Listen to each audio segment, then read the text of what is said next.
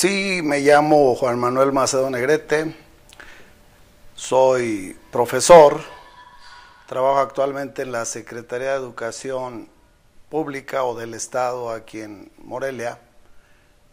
Soy secretario general de la delegación más grande del Estado en el Magisterio, que es en oficinas centrales de la Secretaría. He sido secretario general del sindicato a nivel estatal, diputado local, otra ocasión secretario general de la misma delegación. Y bueno, he trabajado en algunas otras cosas políticamente hablando, de una o de otra manera, de origen y de forma profesor pudiéramos llamar. ¿De dónde percibes tus ingresos? De la Secretaría de Educación, propiamente. Gano regularmente, insisto, no mucho, pero tampoco diría que un salario mínimo, porque estaría mintiendo. Pero bien, creo que de alguna manera mi salario me ayuda, mi esposa trabaja también, y de una o de otra forma algunos negocios que he hecho de manera personal. ¿Cuántos años en total has trabajado como funcionario público? Bueno, si lo pudiéramos considerar del 90 para acá, estaríamos hablando de cerca de 25 años en que me he dedicado ya a ser más funcionario que profesor de aula. He tenido varios cargos, como los mencioné al principio, y esto me ha ayudado a posicionarme ante la sociedad en diferentes áreas, desde la secretaría de diferente forma, como sindicato, como funcionario de la organización sindical a la que nosotros pertenecemos, al CENTE, y esto me ha ayudado a posicionarme ante la sociedad como funcionario, que en realidad no toda la vida es eso, más bien atiende uno a la gente, sirve uno a la gente. ¿Cuál es la importancia de un legislador y cómo beneficia o afecta a la ciudadanía? Un legislador está hecho por el pueblo, es decir, se debe al pueblo. Fue a través del pueblo como llegó a la Cámara, sea local o al Congreso de la Unión. Para tomar decisiones es muy difícil,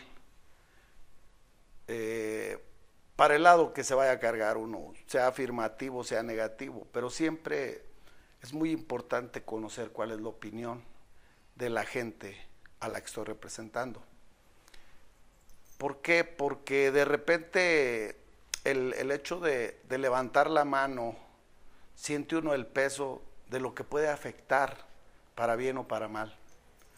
Y yo creo, por las experiencias que he tenido, es que cuando una ley se va a poner a consideración de los diputados, debe ser analizada con mucha precisión. Si bien es cierto, hay leyes o hay modificaciones intrascendentes, hay que decirlo así, hay iniciativas que no trascienden, hay algunas muy importantes. Las acabamos de vivir, como la educativa, la petrolera, la hacendaria, en donde tenemos que consultar a los agentes, a los que son las gentes más importantes en esos terrenos, para ver qué tanto van a beneficiar o perjudicar. Después de ahí tiene uno que platicar con la gente, con la sociedad con la que nosotros representamos, con el mismo partido del que estamos nosotros propuestos para ser diputados, porque ahí a la hora de votar se pueden cometer los errores más grandes del mundo. Si en un momento dado me equivoco, voy a afectar a cientos de familias, a cientos de trabajadores, a cientos de niños, a cientos de gente, y que en un momento dado, el día de mañana, no hay para atrás. Una vez que la ley es aprobada y es promulgada, ya no hay para atrás. Tenemos nosotros ahora sí que sacarla adelante, ponerla en práctica, y obviamente el ejecutivo estatal o el municipal a través de su cabildo o el ejecutivo federal, una vez que tiene la ley en sus manos, al ponerla en práctica ya no se fija si perjudicó, benefició, si va a ayudar o no va a ayudar a la gente, ya no hay para atrás. es donde nosotros creemos que tenemos que estar plenamente convencidos que es un legislador. Y un legislador lo que está haciendo es validar ante el Congreso lo que representa de toda la sociedad, que es el voto a través de los diputados o bien a través de los senadores. ¿Qué leyes piensas que es necesario crear o reformar? Bueno, yo creo que actualmente la Constitución de 1917, que casi tiene 100 años, me parece que está, ya valga el término, muy manoseada. La ley ha sufrido muchas reformas, muchas modificaciones. Creo que los últimos artículos, en términos generales, que se han modificado, son los que estaban un poco más intocables, como era educación, como era el petróleo, y nos parece que a partir de esas modificaciones que se han dado, la Constitución ya requiere una reformulación completa.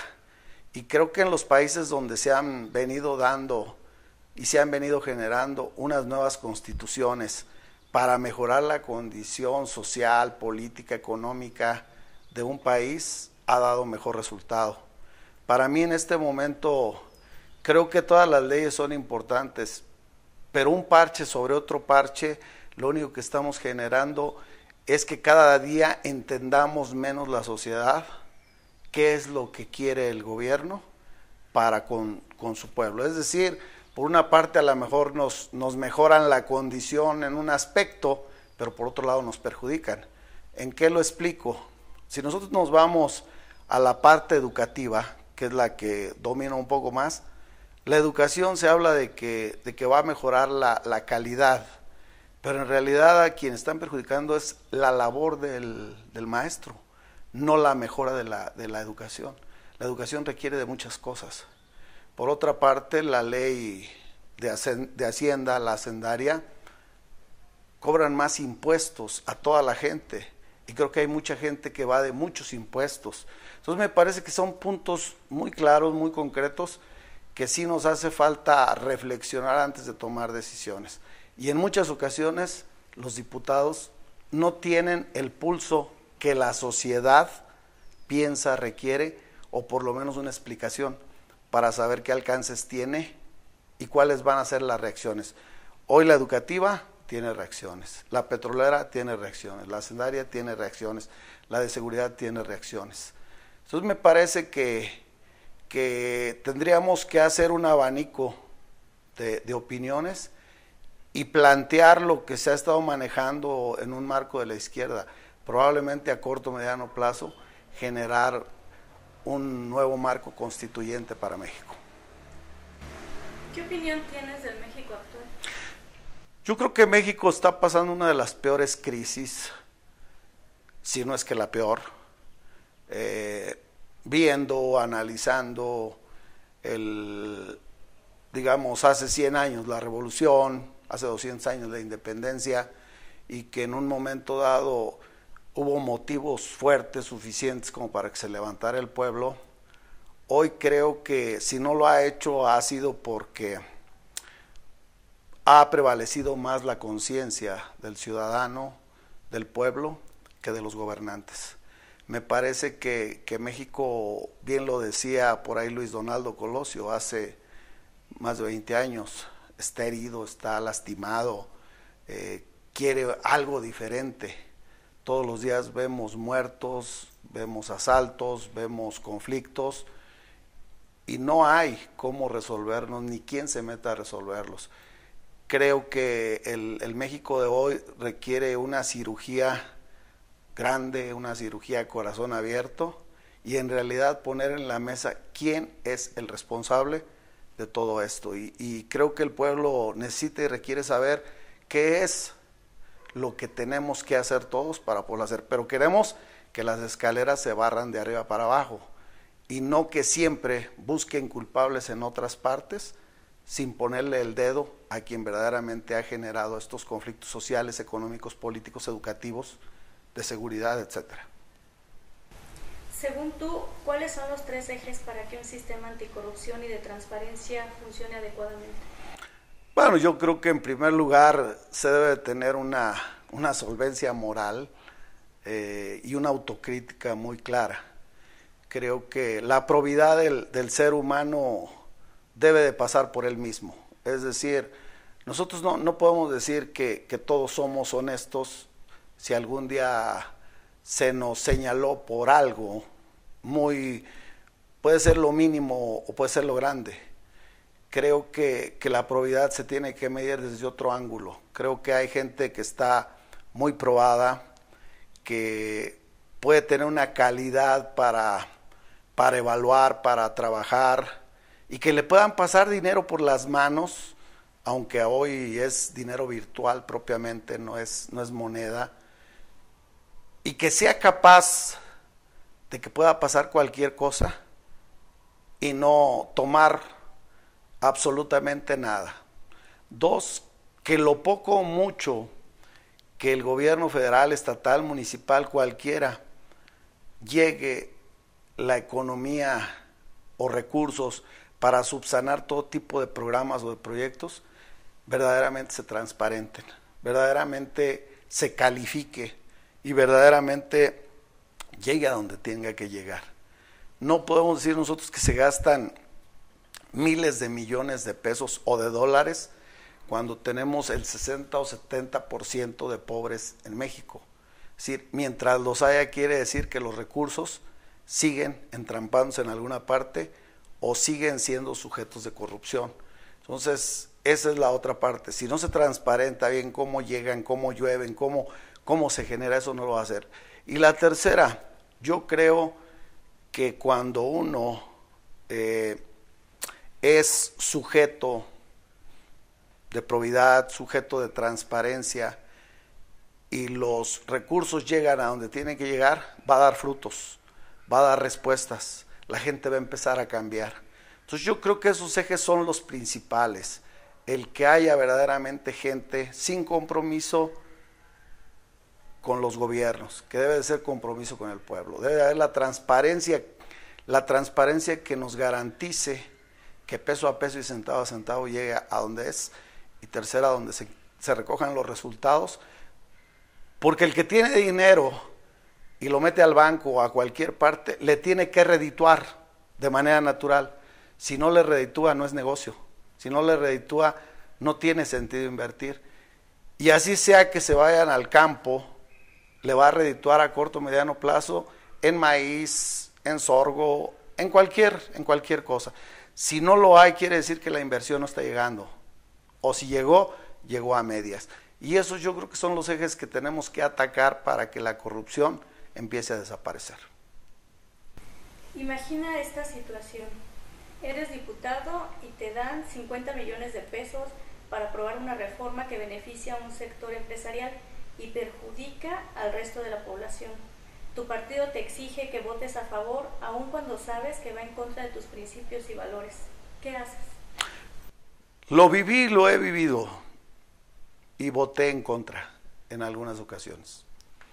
Sé que decía Elías Calles, no hay quien soporte un cañonazo de 50,000 pesos en aquel entonces.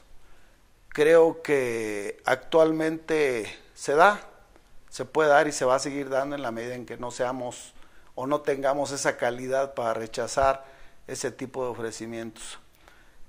Creo que es más fácil seguir pisando el terreno firme donde estamos y que esos puestos son efímeros, esos puestos duran 3 años y la amistad, la gente de pueblo va a durar toda la vida.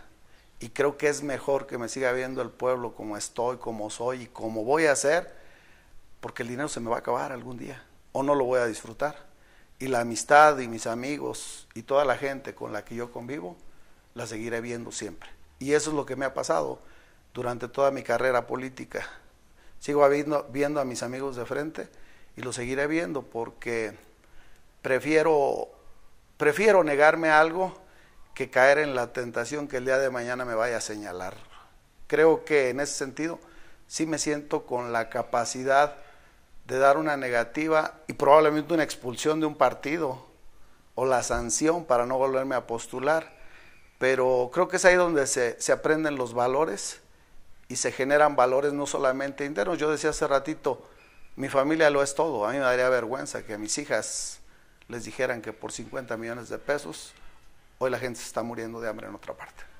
¿Algo más que quisiera agregar, algo que yo no haya preguntado y que quisiera compartir con nosotros? Bueno, yo creo que en lo particular me parece que Zitácuaro requiere más de gente probada, de gente que verdaderamente esté comprometida con el pueblo, de gente que ame a su gente, que verdaderamente piense que si nosotros no somos capaces de darle al pueblo algo de lo que tenemos, Zitácuaro se va a quedar siempre empantanado, Zitácuaro se va a quedar y se va a ir acabando día con día. Lo poco que hay, el trabajo que hay, y si es que lo hay, va a llegar el momento en que no va a existir. Se va a cansar la gente, los empresarios, de venir a invertir cuando siempre hay conflictos, donde siempre hay problemas, donde siempre están unos intereses de algunas gentes y los de los demás no pueden ser tomados en cuenta. Yo invito a que la gente de Zitácuaro pronto decida que sus gobernantes estén comprometidos en realidad con la ciudad, con Michoacán y con México, porque si están comprometidos con todos los personajes que estamos cotidianamente conviviendo y viviendo, creo que ese día se darán cuenta que hay una riqueza inmensa de opiniones y sobre todo para alcanzar los objetivos que este México requiere actualmente. Muchas gracias.